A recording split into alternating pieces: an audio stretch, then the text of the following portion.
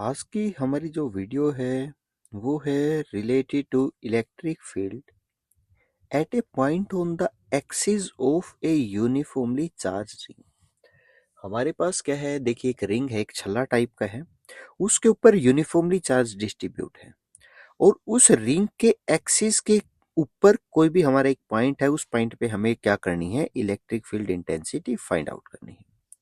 ठीक है, तो यहाँ पे देखिए हमारे पास क्या, हमने एक रिंग एज्यूम कर रखा है। रिंग के ऊपर हमने क्या है, कुछ चार्ज एज्यूम कर लिया, तो उस रिंग के ऊपर हमारे पास क्या है, चार्ज है। और इस रिंग के सेंटर से हमने क्या किया, एक पॉइंट ले लिया, दैट पॉइंट इज पी। और पी पॉइंट तक की सेंटर से लगा के जो डिस्टेंस है वो हमने कितनी एज्यूम कर ली, आर। और जो हमारे ये रिंग है उसका रेडियस हमने एज्यूम कर रखा है, वो कितना है, ए। तो ए क्या है, रेडियस है। ठीक है, ए रेडियस एज्यूम कर लिया। आर क्या है, ओ पॉइंट से पी तक की हमारी डिस्टेंस है। अब हमने इस रिंग के ऊपर, जैसे मान लीजिए हमारे पास के एक पूरा रिंग है, ठीक है, इस रिंग के ऊपर हमने क्या किया, टोटल चार्ज एज्यूम कर लिया। भाई क्यू चार्ज है, पूरे के ऊपर पॉजिटिव चार्ज है। ठीक है, तो पूरे के ऊपर कितना चार्ज एज्यूम कर लिया, क्यू चार्ज है। क्यू चार्ज कितने पोर्शन के ऊपर है, क्यू चार्ज है हमारा 2 पाई ए के ऊपर है। ठीक है, तो 2 पाई ए के ऊपर हमारा चार्ज कितना है, क्यू। और अगर 1 यूनिट लेंथ के ऊपर अगर चार्ज की बात करेंगे तो कितना होगा, क्यू बाई 2 पाई ए। एक यूनिट लेंथ के ऊपर, अगर हमने इसके ऊपर एक यूनिट लेंथ ले ली, एक यूनिट एक पार्ट ले लिया जिसकी लेंथ है 1 यूनिट, तो उसके ऊपर चार्ज कितना होगा, क्यू बाई 2 पाई ए। अब हमने क्या किया, इस रिंग के ऊपर एक छोटा सा पोर्शन ले लिया, जिस पोर्शन की लेंथ हमने कितनी मान ली, डीएल मान ली। तो डीएल के ऊपर जो हमारा चार्ज होगा, that is equal to DL is equal to Q by 2 pi A, Q by 2 pi A into में जो हमारी लेंथ है, कितनी लेंथ है, डीएल। तो चार्ज कितना हो गया हमारा, इस छोटे से पोर्शन के ऊपर चार्ज कितना हो गया, स्मॉल चार्ज होगा। टोटल पे क्यू चार्ज है, छोटे पोर्शन पे थोड़ा चार्ज होगा, तो वो हमने चार्ज कितना एज्यूम कर लिया, कितना है, डी क्यू। और डी क्यू की वैल्यू किसके बराबर होगी, Q by 2 pi A into DL. अब हमें क्या करना है, इस पोर्शन के कारण इस पॉइंट पे हम क्या करते हैं, इलेक्ट्रिक फील्ड फाइंड आउट कर लेते हैं। तो इलेक्ट्रिक फील्ड का हमारे पास फार्मूला पता है, K Q by R square, separation. अगर यहां से यहां तक की हम सेपरेशन की बात करें तो पाइथागोरस थ्योरम के द्वारा निकाल सकते हैं। तो वो हमारी कितनी होगी, आर स्क्वायर प्लस ए स्क्वायर पूरे का रूट, क्योंकि ये क्या हो गया, परपेंडिकुलर, ये क्या हो गया, बेस, और ये क्या हो गया, हाइपोटेन्यूज। हाइपोटेन्यूज की वैल्यू निकाल ली, तो डी ई की वैल्यू हमारे पास कितनी आ गई, 1/4 पाई एप्सिलॉन डी क्यू, क्योंकि यहाँ पे चार्ज टोटल क्यू चार्ज नहीं है, हम केवल इस पोर्शन के कारण देख रहे हैं, छोटे पोर्शन के कारण देख रहे हैं, इस पे चार्ज कितना है हमारा, डी क्यू। पूरे रिंग पे चार्ज क्यू है, तो डी क्यू के कारण इलेक्ट्रिक फील्ड कितनी होगी, थोड़ी इलेक्ट्रिक फील्ड होगी, तो हमने कह दिया डी ई इलेक्ट्रिक फील्ड है। और उसकी वैल्यू है 1/4 pi epsilon D Q by C P. C P का मतलब दोनों के बीच की सेपरेशन, और दोनों के बीच की सेपरेशन कितनी आ गई, रूट आर स्क्वायर प्लस ए स्क्वायर का स्क्वायर रूट। स्क्वायर करेंगे तो स्क्वायर से रूट कट गया, हमारी डी ई की वैल्यू कितनी बच गई, 1/4 pi epsilon D Q by R square plus A square. हमारा चार्ज किस प्रकार का था, यहाँ पे पॉजिटिव चार्ज है, तो पॉजिटिव चार्ज के कारण पी पॉइंट पे जो इलेक्ट्रिक फील्ड होगी, दैट इज रेडियली आउटवर्ड। तो यहाँ पे हमारी जो इलेक्ट्रिक फील्ड है वो बाहर की साइड आ रही है, डीई इलेक्ट्रिक फील्ड। ठीक है, हमने मान लिया जो हाइपोटेन्यूज है और हमारा बेस है, उनके बीच में जो एंगल बना हुआ है, थीटा। अगर यहाँ पे थीटा एंगल है तो यहाँ पे भी थीटा हो जाएगा, vertical opposite angle. Component resolve कर लिए इलेक्ट्रिक फील्ड के, डीई इलेक्ट्रिक फील्ड के, तो हमारा एक कंपोनेंट आ गया डीई कोस थीटा, और यहाँ पे नीचे की साइड आ गया हॉरिजॉन्टल में, तो आ गया डीई कोस थीटा, और वर्टिकल में आ गया डीई साइन थीटा। ठीक है, अब हमने क्या किया, एक सेम पार्ट लिया, यहाँ पे हमने क्या किया, ऊपर की साइड डीएल लेंथ ली थी, सेम रेडियली अपोजिट या डायमेट्रिकल अपोजिट एंड पे हमने क्या किया, इस साइड भी एक पोर्शन कितना ले लिया, डीएल ले लिया। तो डीएल के कारण अगर हम पी पॉइंट पे इलेक्ट्रिक फील्ड की वैल्यू फाइंड आउट करेंगे तो वो कैसे होगी, बाहर की साइड होगी, और उसकी वैल्यू भी कितनी होगी, डी होगी। यहाँ पे अगर थीटा है तो यहाँ पे भी थीटा ही रहेगा, और यहाँ पे भी कितना हो गया, थीटा हो गया। कंपोनेंट रिजोल्व कर लेते हैं, तो ऊपर की साइड कितना आ गया हमारा, डीई साइन थीटा। ठीक है, और इस साइड कितना आ गया हमारा, डीई कोस थीटा। तो एक चीज हम देखेंगे, एक चीज हमने यहाँ से नोटिस की, अगर डायमेट्रिकल अपोजिट एंड की बात करें तो वो क्या कर रही हैं, जो साइन कंपोनेंट है उनको क्या करेंगे, कैंसल आउट कर देंगे। क्योंकि डीई की वैल्यू सेम है, एंगल भी सेम है, तो साइन थीटा की वैल्यू भी सेम होगी। तो ओवरऑल जो साइन कंपोनेंट है, सारे के सारे रिंग के कारण सारे साइन कंपोनेंट क्या हो जाएंगे, कैंसल आउट हो जाएंगे ड्यू टू, ठीक है, इक्वल वैल्यू, हम कह सकते हैं इक्वल वैल्यू होगी। तो ओवरऑल जो इलेक्ट्रिक फील्ड होगी एक्सिस पे, वो किस कारण से होगी, केवल और केवल साइन कंपोनेंट कैंसल आउट हो गए, तो क्या बच गए हमारे कोस कंपोनेंट। तो हम कहेंगे इलेक्ट्रिक फील्ड ओनली होगी ड्यू टू कोस कंपोनेंट। तो हमने क्या किया, total electric field find out करनी है कोस कंपोनेंट के कारण, तो हम क्या कर सकते हैं, ऐड कर सकते हैं, इंटीग्रेशन कर सकते हैं, थर्ड इज समेशन। हमने यहाँ पे क्या किया, समेशन कर दिया डीई कोस थीटा, समेशन का मतलब सभी को जोड़ दिया। डीई की वैल्यू हमें पता है, हमने फाइंड आउट कर रखी है कोस थीटा। अब उसी प्रकार से जैसे लास्ट टॉपिक में हमने किया था, यहाँ पे हम क्या करते हैं, कोस थीटा की वैल्यू फाइंड आउट कर लेते हैं। ये थीटा है, ये हमारी ए है, ये कितनी है हमारे पास आर है, और ये कितने हैं हमारे पास आर स्क्वायर प्लस ए स्क्वायर। तो इस के अंदर हमारा जो कोस थीटा होगा, कोस थीटा किसके बराबर होता है, अगर हम लिखें cos theta is equal to base by hypotenuse. Base कितना है हमारे पास आर, हाइपोटेन्यूज कितना है आर स्क्वायर प्लस ए स्क्वायर का रूट।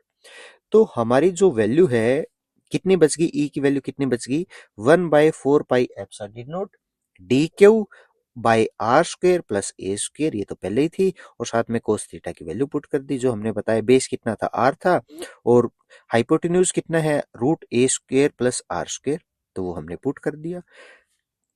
ठीक है, तो उसके बाद देखिए क्या कर रखे हैं।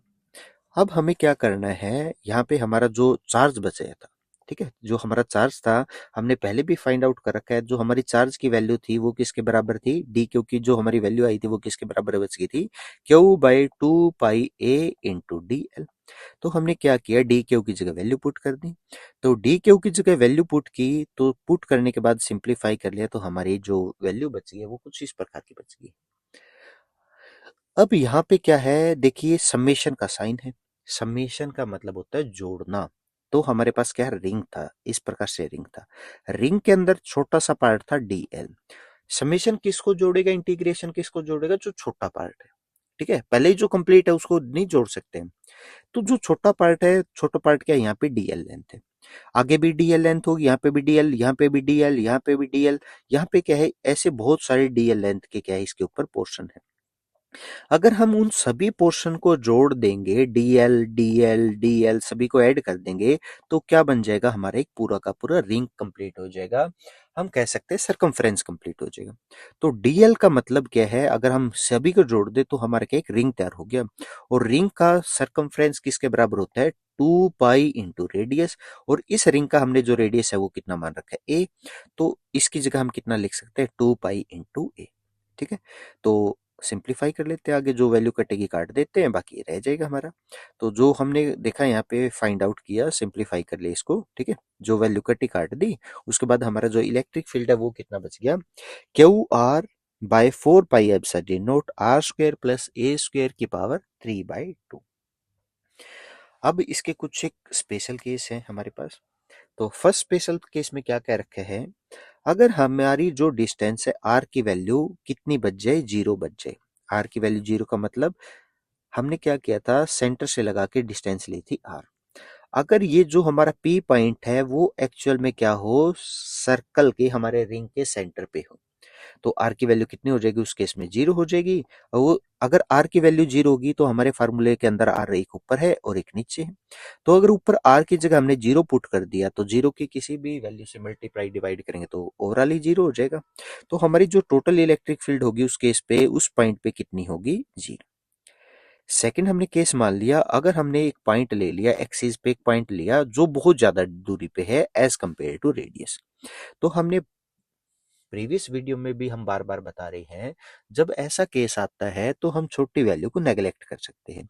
तो यहाँ पे हमारी वैल्यू क्या है, नेगलेक्ट के लिए ए है, तो ए को अगर इस फार्मूले से नेगलेक्ट कर देंगे तो कितना बचेगा हमारे पास, ऊपर बच गया क्यू आर, और डिवाइडेड में डेनोमिनेटर में बच गया हमारा 4 पाई एप्सिलॉन नॉट आर का स्क्वायर, और पूरे की पावर कितने है, 3/2।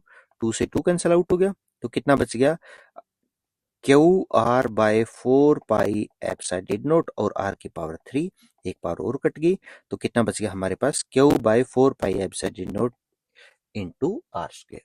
ये वही बच गया जो किसी एक पॉइंट के कारण, एक सिंगल पॉइंट के कारण किसी एक पॉइंट पे इलेक्ट्रिक फील्ड होती है।